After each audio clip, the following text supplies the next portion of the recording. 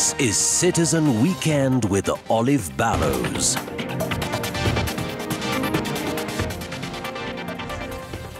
A very good evening to you. Thank you for joining me on Citizen Weekend. Tonight, we look at Kenya's involvement in the Sudan crisis. The RSF seek to establish a parallel government and held a meeting in Nairobi this week. We interrogate the implications of that with my panelists tonight. I'll be joined from Washington, D.C. by Joanna LeBlanc. She is an expert in foreign policy, law and security. From Kenya, we will have in studio, he's usually based in Arusha, but he's in Kenya, Don Dea. He is the CEO of the Pan-African Lawyers Union, and joining him is a security and conflict specialist. He holds a PhD in diplomacy and international relations, none other than Dr. Ochieng Kamuthai. So we've had a lot of developments, and I expect their reactions will be very informative moving forward. But first, as is the custom, the highlights. President William Ruto talks on phone with U.S. Secretary of State Marco Rubio over Sudan crisis amid mounting pressure over his engagement with the RSF force. Sio Raila alishindwa na mtu wa Djibouti. Kasongo alishindwa kwa sababu ya kutokuwa na uhusiano mzuri na marais wengine. That is the whole thing. From AUC failure to involvement with Sudan rebels. Wiper leader Kalonzo Musyoka slams President Ruto's foreign policy engagements. Serikali mnajua nani ameua Martin. Na tunawaambia mtuambie nani ameua Martin kwa sababu mnajua. Abducted in Mlolongo, buried in Kilungu. Martin Nzyuko Mwau, one of the Mlolongo 4 abductees, laid to rest. Mwaka jana hapa nilikuwa na wanafunzi 120. Kwa sababu wakati huo hatukuwa na amani. Lakini wakati huu tuko na watoto zaidi ya 160. Ni kama 30 kwa mwezi miwili. Silence in the Suguta Valley. KDF operation tames banditry as formerly volatile North regains a semblance of normalcy.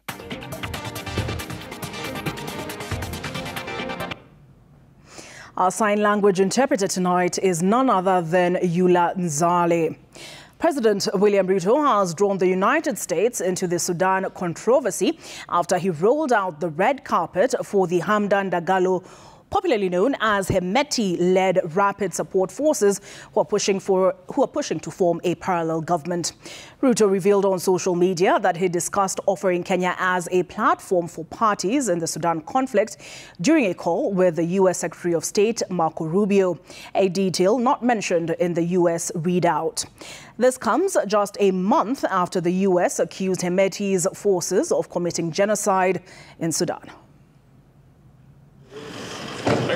President William Ruto on Saturday ramped up efforts by his administration to sanitize his rolling out of the red carpet for the Sudanese paramilitary group RSF, the Rapid Support Forces, as it seeks to establish a parallel government, one of the warring parties in Sudan and one which stands accused of committing genocide.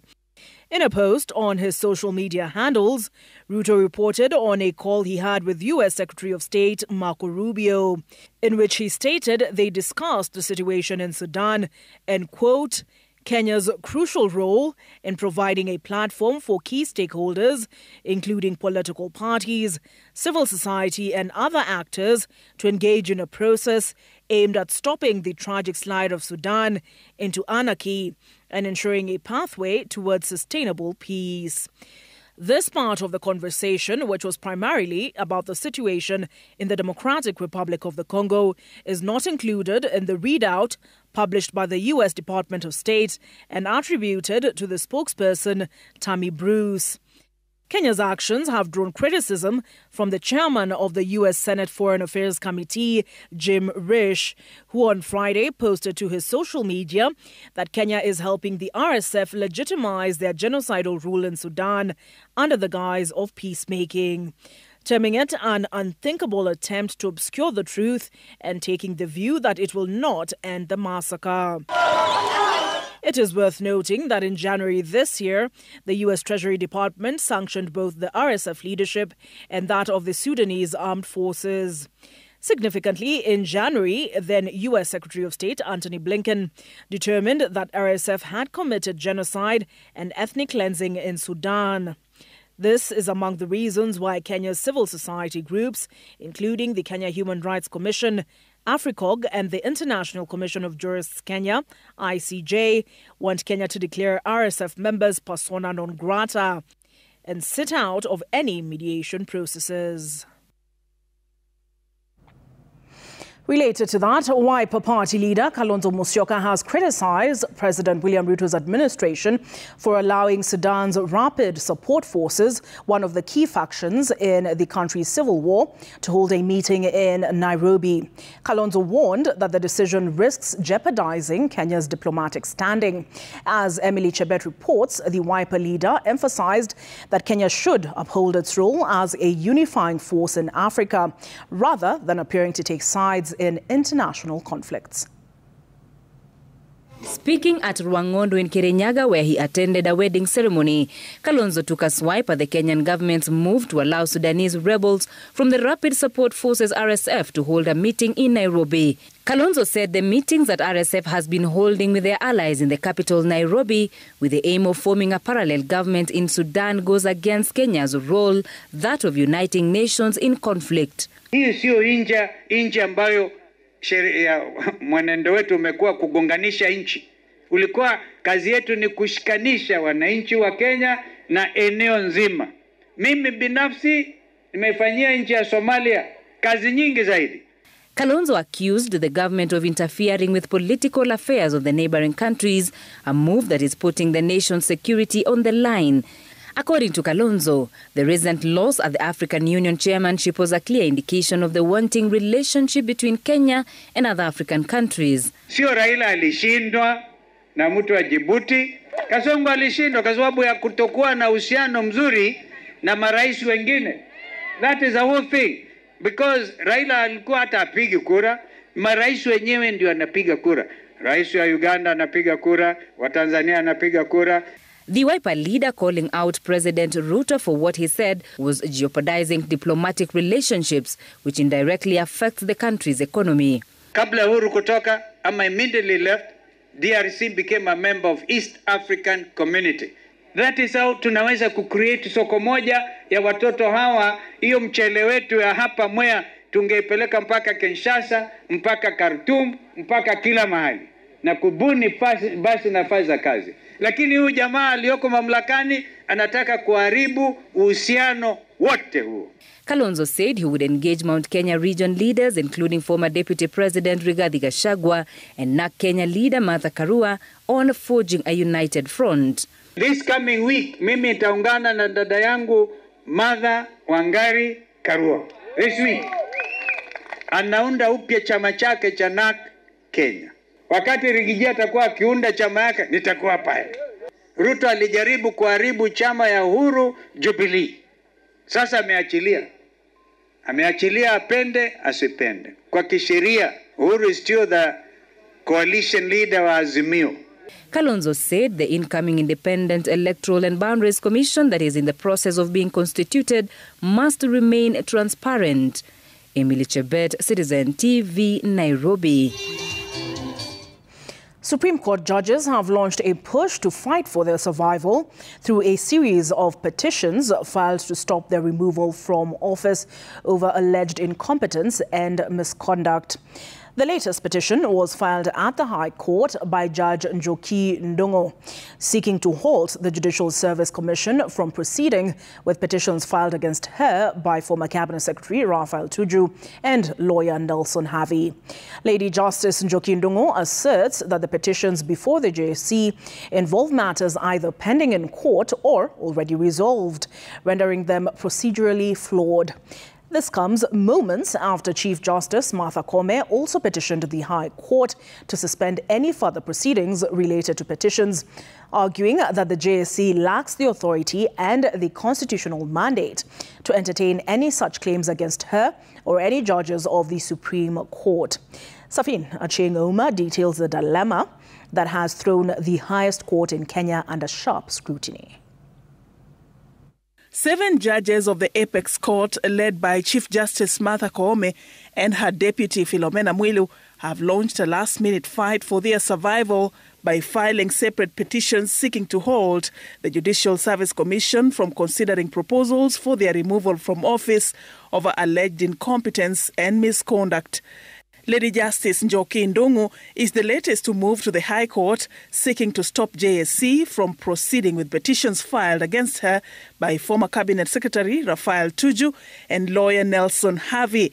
Though the JSC proceedings concern 3 petitions filed by Tuju's Dairy Limited, lawyer Nelson Havi and Christopher Rosan, the court papers clarified that Justice Njoki is not fighting Rosan's petition.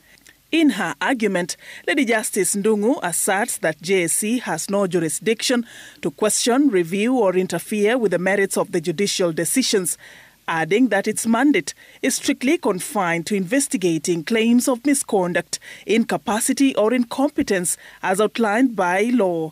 She wants the court to issue interim orders to suspend the hearings until the case against the commission is determined, describing the process as one that undermines judicial independence as outlined in Article 160 of the Constitution. Her petition comes moments after Chief Justice Martha Koome also moved to court seeking to quash the petitions against her and 6 other Supreme Court judges.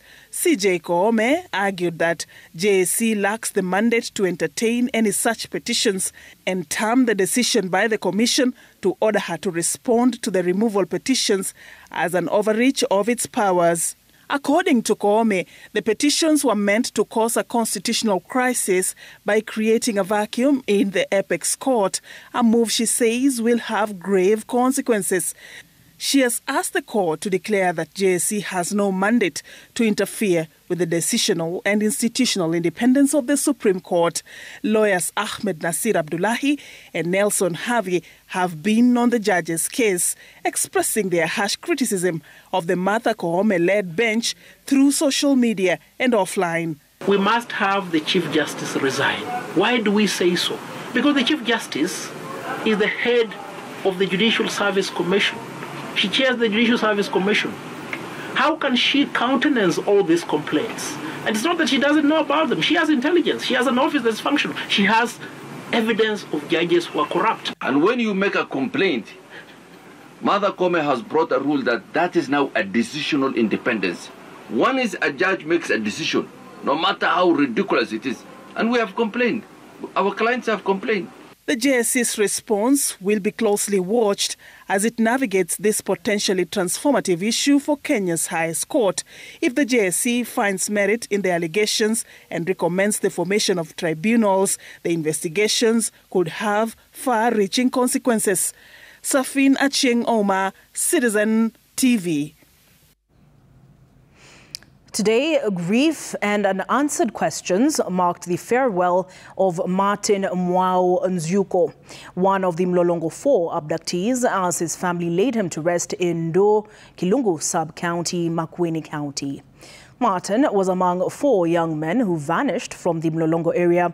His body later found in Ruai, while Justus Mutumwa's was identified at City Mortuary. As O'Day Francis reports, the mystery deepens as the search continues for Stephen Mbisi Kavingu and Kalani Mwema, whose fates remain unknown. It was a somber mood as Martin Nzyuko Mwao was laid to rest today in Ndo Village, Kilungu, Makueni County.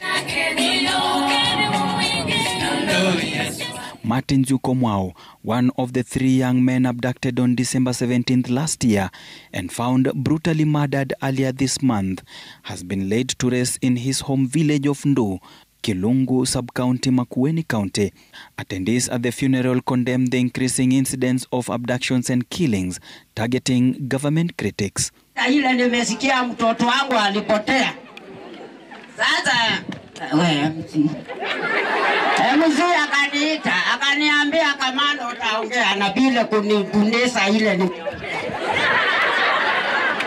Lakini nikaona si niwachilie. Wacha niongee Na ule amesikia kamanda aliongea mbaya, nimemuomba msamaha.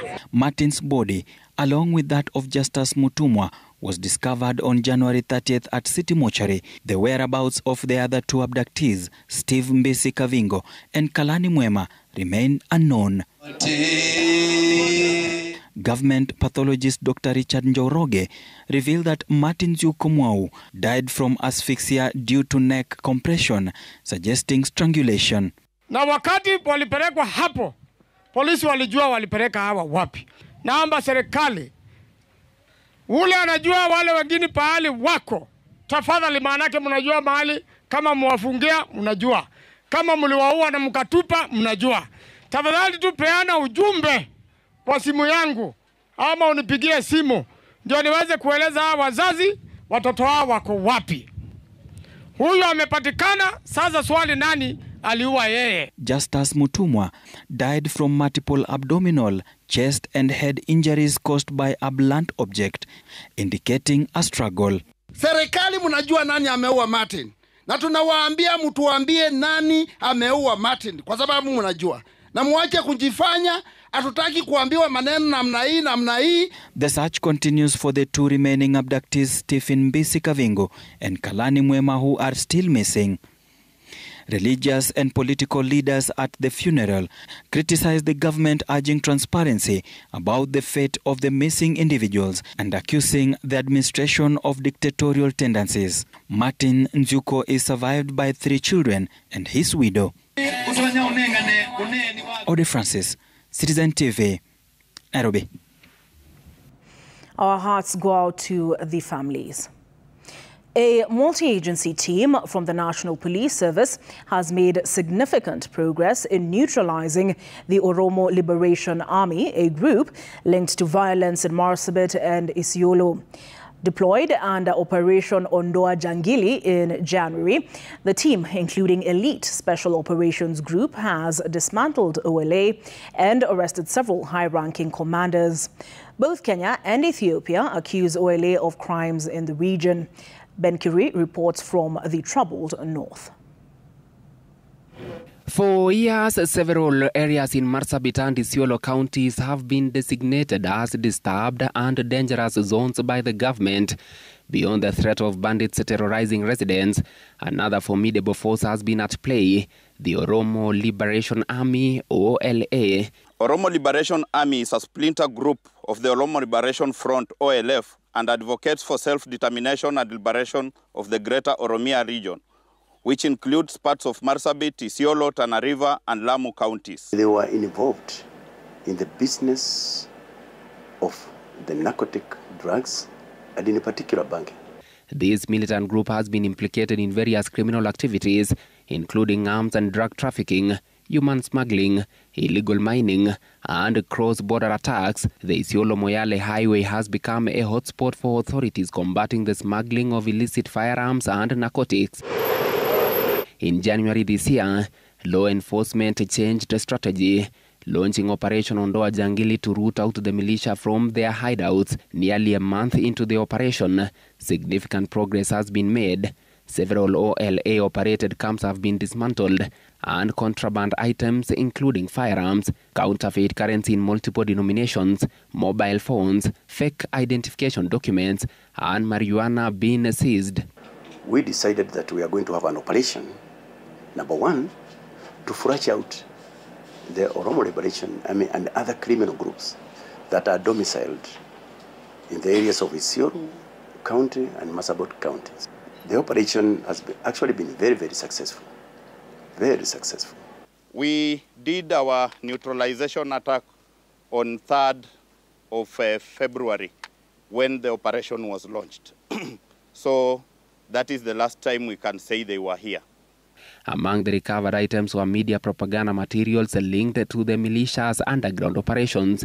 The group had established Oromia National Media, a propaganda outlet run from a makeshift camp deep in the thickets known as Jarole. This camp was also destroyed and key members of the militia arrested. Their audacity extended to setting up training camps for recruits and manufacturing improvised explosive devices, IEDs. We were able to get a number of items, including training equipments, ammunitions, firearms, and the good thing is we displayed to you before we started. The group's illegal operations have fueled banditry across Isiolo, Elgeyo Marakwet, Baringo, and Turkana counties. Whatever has been happening in the north rift of this country, serious cattle lasting business down there, we believe that was being fueled by the illegally obtained arms and ammunitions through that route that I've mentioned earlier there, finding their ways to the north of this country and actually affecting the areas of Elgeyo Marakwet. To evade law enforcement and maneuver past numerous security checkpoints along major highways, the militants expanded their presence into parts of Merti sub-county. In an attempt to escape the police dragnet along the Moyale-Isiolo highway, the operatives sought to carve a route through this corridor. However, that plan was swiftly thwarted by the authorities the moment they tried to set up. This was mainly a narcotic distribution center, and you've seen the way the channel to this.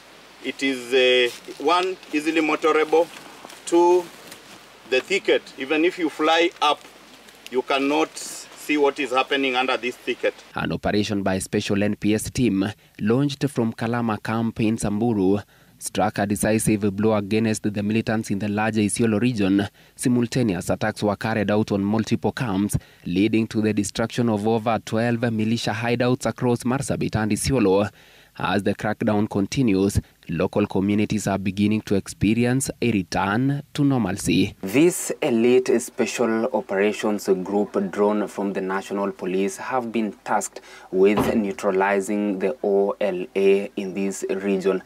And since January 2025, operations have been in full force and have yielded significant success. Ben Kirui, Citizen TV from Merti, Isiolo County. Meanwhile, relative calm has returned to the Suguta Valley in Baringo County, a region once plagued by intercommunity conflicts fueled by boundary disputes and banditry. This piece is credited to Operation Maliza Uhalifu. However, the tranquility remains fragile, with recurring dry spells threatening to reignite tensions as communities compete for scarce pasture. As Kamau Mwangi reports, there are growing calls to address the impact of climate change to prevent a resurgence of violence. Though still impassable due to the poor state of roads, there are signs to show that the once troubled Suguta Valley is falling silent.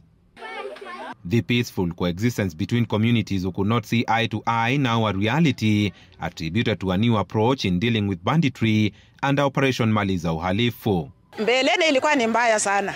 Sababu hata kufika kwa hiyo laga ilikuwa ni shida. Hata kwenda kukata hiyo kuni msituni ilikuwa ni shida.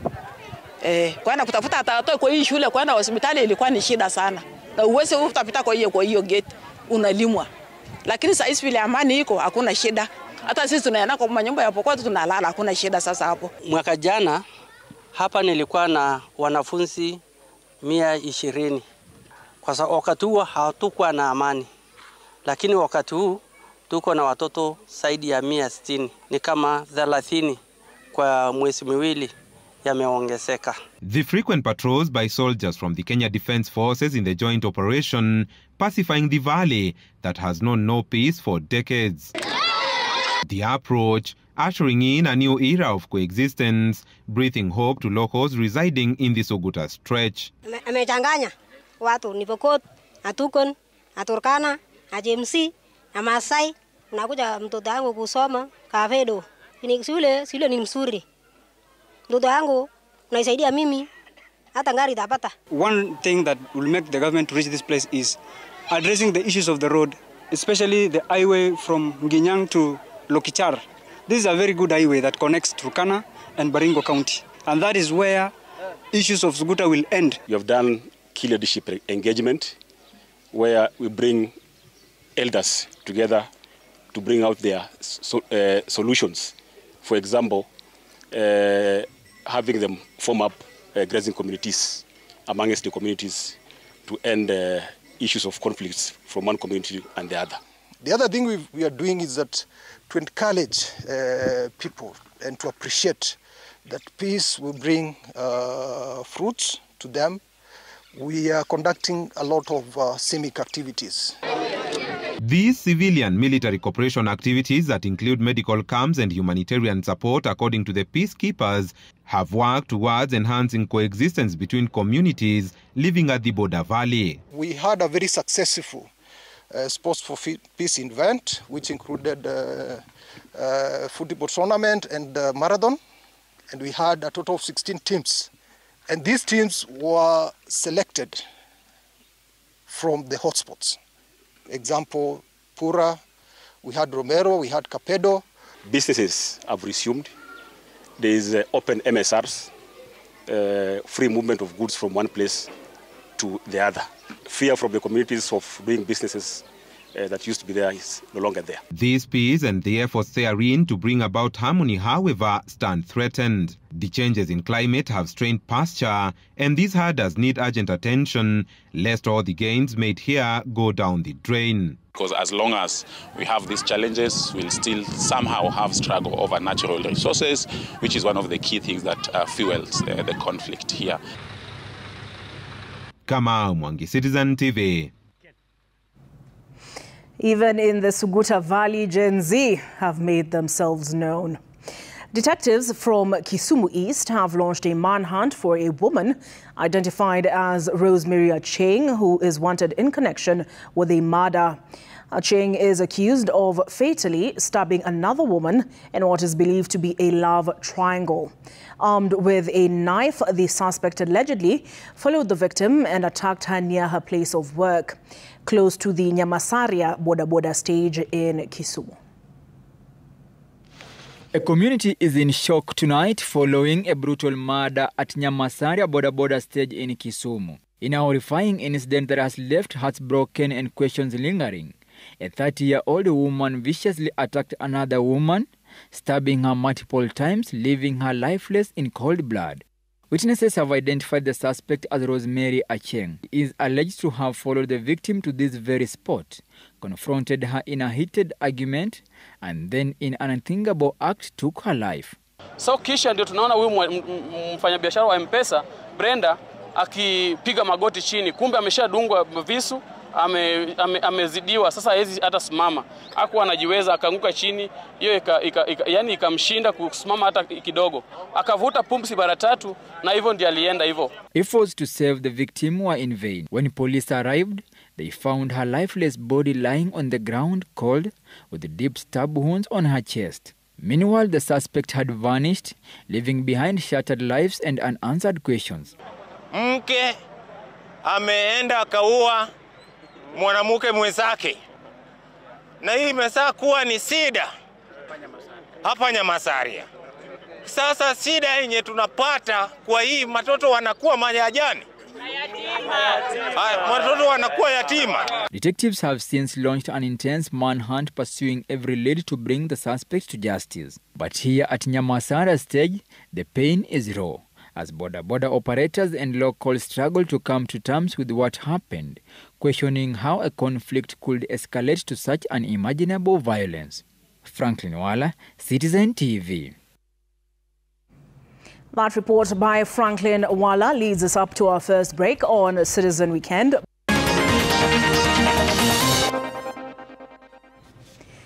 Thank you for staying with us on Citizen Weekend. Cancer is the 3rd leading cause of death in Kenya, with Samburu County reporting up to 10 new cases every month, leaving families in pain and searching for treatment. But hope is here. The National Cancer Institute of Kenya has opened the first oncology clinic in Samburu at the Samburu Referral Hospital, bringing life-saving care closer to those in need. Boniface Barasa takes us to Samburu, where this new clinic offers hope and healing to a community long burdened by cancer. At Samburu Referral Hospital, hope is taking shape brick by brick, broom by broom, as the community gathers to witness a historic moment. Among those present is Timothy Lemargeloi, a man whose battle with cancer has lasted for decades, a battle marked by pain, long journeys, and financial strain. Today, he stands here not just as a patient, but as a witness to a new dawn for cancer care in Samburu. Kama walikuwa wanapewa machinery ile yote yanatakiwa na madawa, singeenda Nakuru kupoteza wakati. Nilienda Nakuru karibu mara 4. Kwa hivyo naomba serikali saidie hii hospitali. La shaka watu wetu watakuwa hata na gharama kidogo kuliko kuona bali pengine ilikuwa nalipa pesa mingi. With tens of residents gathered at Samburu Referral Hospital, today marks the dawn of hope, the launch of the first ever oncology clinic in this vast pastoral county. A dream that will ease the burden for many, eliminating the need to travel for miles to access cancer treatment. Opening of the new oncology clinic here in Samburu is really a true reflection. It will be able to serve. You know, people go to Nairobi or they go to Nakuru to get cancer treatment, but having this center here will be able to decongest the area there, and then accessibility in matters cancer treatment will be available around this region. It is not just about the launch, it is actually beginning with actual treatment.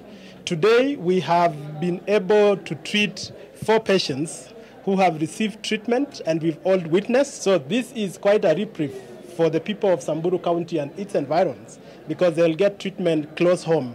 And this is one way of reducing the burden of cancer. For decades, Samburu pastoral community has battled a rising tide of cancer cases driven by risk factors such as smoking, tobacco use, alcohol and miraa, with cervical and esophagus cancers leading the cases. The numbers tell a worrying story, with at least 5 to 10 new cancer cases reported every month. We record a total of about 5 to 10 cases every month. And we suffer from misdiagnosis and misreporting, which has led to the cancer registry, National Cancer Registry, recording very dismal cases for Samburu County. We have seen that most of our patients come to the facility when it's too late, and sometimes when the treatment cannot work. But now they will be able to identify the cases early and even screen those who are not sick, so that people can know their status before they get infected. Kilometers away at Suguta Marmar Primary School in Samburu County, hope takes the form of a small but powerful jab. Here, health officials from the county government and the National Cancer Institute of Kenya are on a mission to protect the future. They are reaching out to girls aged between 10 and 14, ensuring they receive the HPV vaccine, a life-saving shield against cervical cancer. This vaccination drive is the culmination of a week-long cancer screening campaign, a powerful stand against rising cancer cases in Samburu. One jab at a time, one life protected, one future secured. This current administration is encouraging through Ministry of Health promotion and prevention of diseases in general, cancer being one of them, because that is the only way we can control these chronic diseases. For Timothy and countless others like him, this isn't just a building, it is an end to exhausting journeys to unbearable costs, and the beginning of hope, a promise that no one should have to fight cancer alone, and no one should have to travel far for a chance to live. With the launch of this oncology clinic rekindling hope for cancer patients in Samburu, the clarion call is to have a fully fledged cancer center in order to bring down the numbers of the rising cases of cancer in Samburu. Bonfas Barasa, Citizen TV, Samburu County.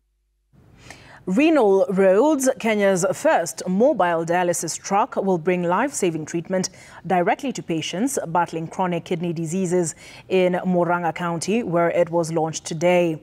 The dialysis truck was launched in partnership with Benacare, Murang'a County, and other partners. The innovative service aims to make dialysis more accessible and convenient. Patients and families witnessed the groundbreaking initiative at Kirwara Sub-County Hospital, Murang'a. The mobile unit ensures that those in need receive care without the burden of long-distance travels.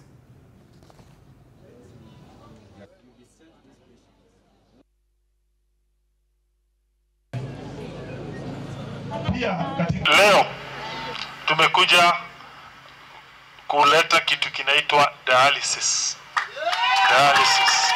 machine.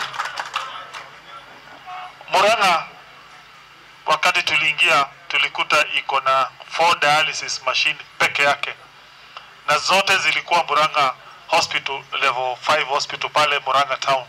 Tukakuja na mikakati ya kung'ang'ana na hiyo shida, ndiposa tukaongeza mashini 8 Murang'a. Saizi there are 12 machines za dialysis.